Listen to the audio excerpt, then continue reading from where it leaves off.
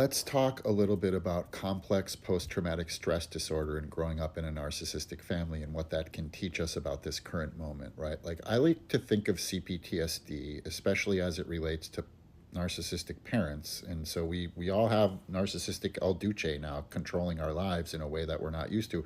We're all actually experiencing complex PTSD. And in this context, a lot of it is the trauma of what doesn't happen, the trauma of neglect, the trauma of a lack of truth, the trauma of confusion. There's also the traumatic events that will be happening, but largely it's an ongoing traumatic situation that functions in our mind like an app running in the background of our phone, sucking all of our energy, right? The mind has a finite amount of energy. And so complex post-traumatic stress disorder is always present and it's always sucking off our energy. Oops, I said sucking off.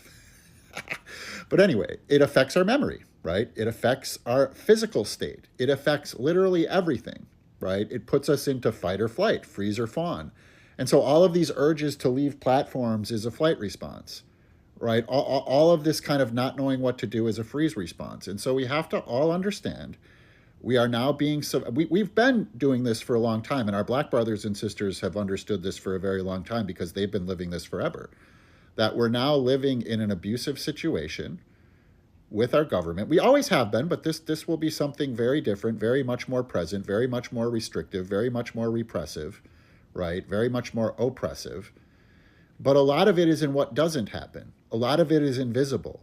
A lot of it is just this confusion and this rumination and this questioning, like, are we safe? Are we safe? Are we safe? Trauma is a lack of safety. Trauma is a thing where it makes the moment unsafe. And we don't always know why. That's the tricky part about CPTSD. It's a trauma that you can't put your finger on. It's a trauma that you can't really define and look at directly. And that's what we're all experiencing right now. So the antidote to this is to acknowledge it, is to allow ourselves to feel whatever we're feeling, is to allow ourselves to live in the ambiguity, give ourselves self-care by giving ourselves rest, because we have this app running at all times in the back of our mind that's tiring us out, that's making us confused, it's making us groggy, it's making us on edge. And so this is life now. We're living in a totalitarian state, whether we like it or not.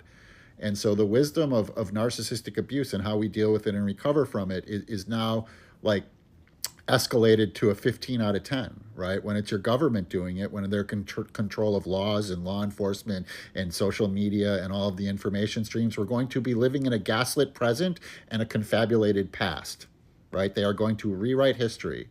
We're going to see it. They're already doing it with all of these pardons of the J6ers. My guess is that January 6th will be some sort of like celebrated event by the time this is all said and done.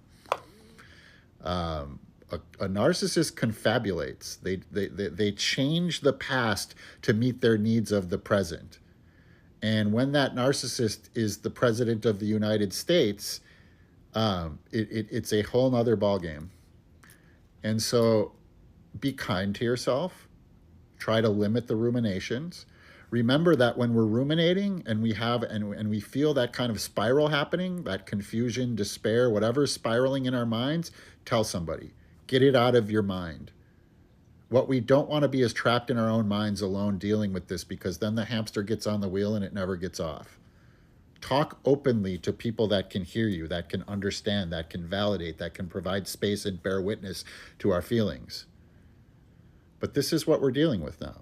Complex post-traumatic stress disorder on a national level.